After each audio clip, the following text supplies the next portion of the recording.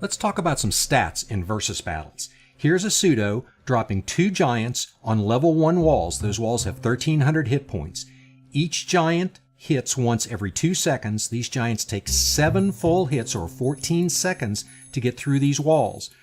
Each hit is worth 80 damage. The first hit gets 2.5 times damage, so the first hit from each giant is actually 200 damage, but still 14 seconds to get through those walls. So you've got to time the drops of your other troops to allow those giants enough lead time to be working on those walls if you're going to be successful like Asuto is here.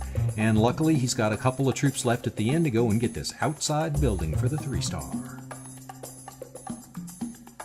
So let's talk a little bit more about walls and giants. Here we're going to see 2 giants dropped on level 2 walls. Those level 2 walls have 1,600 hit points, so the giants by themselves would take 9 hits or 18 seconds to get through those walls, but the barbarians get dropped in there with them. Now the raged barbarians from levels 2 to 7, the rage is 4 seconds. When you first drop them, you get 4 seconds of extra damage. So the barbarians helping the giants got through that wall with the giants only doing 5 hits or 10 seconds total rather than 18 seconds total, which allows the remaining barbarians and the archers to get through and clean up this base for a nice 3-star. So it's a good combination. The giants actually do less damage to the walls than the barbarians do, but the giants tank and do about nearly half the damage in the time it takes to get through the walls, clearly coming in away from that open corner, which you can bet has got spring traps and other traps guarding it, for a nice 3.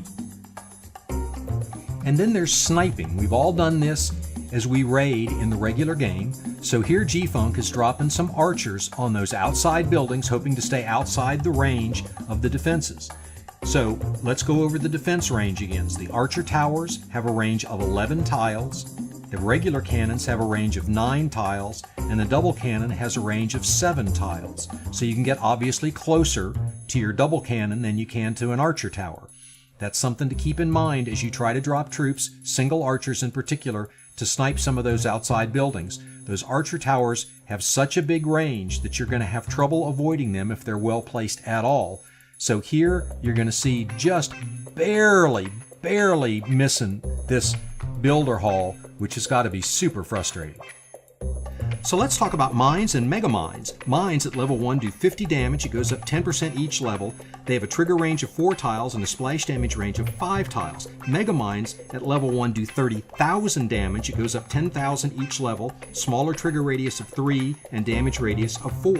When you're being attacked by dragons on a regular basis, think about setting these to air. The destruction of mines and mega mines does not count toward the percent of the base destroyed.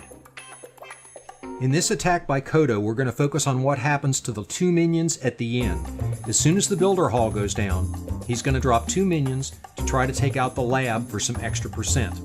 Now remember, when you measure how far the minions are from the firecrackers or a Tesla, you don't look at the minion itself because of the perspective. You look at the dot, its shadow on the ground. So this first minion, after the first 2 tosses, moves in closer and is just outside the range of the firecrackers. The second minion cannot occupy the same space, moves next to the first minion, and it literally, that tiny fraction puts him within the range of those firecrackers. So something to remember.